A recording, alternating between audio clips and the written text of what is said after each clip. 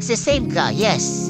But don't save too much na tuloy hindi ka na nag-enjoy today, hindi ka na nag-enjoy next week, hindi ka na nag-enjoy next month. Kasi ang pinagsasaban mo, retirement 20 years from now. Pwedeng dumating yun kung hindi. Kung ika 19th years sumakabilang buhay ka, di wala ka nang na-enjoy doon. So ano po ang buhay na magandang i-apply natin dyan? Kasi si Solomon, very practical yung wisdom niya. Meron akong income ngayon, magsisave ako ng konti para sa future, gagastos pa ng konti ngayon. Para kung hindi na dumating yung future, hindi na ako nalugi kasi nag-enjoy na ako ngayon. Ngayon, kung dumating yung future, hindi rin ako lugi kasi nag-save naman ako para doon.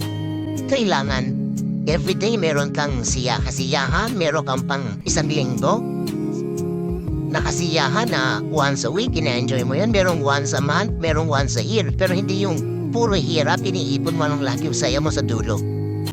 Kailangan a little of everything.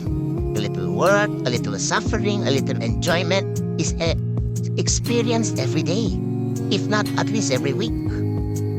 Para ang buhay na-appreciate natin. Pag tayo sumakabilang buhay na iba na ating pagtutuunan ng pansin.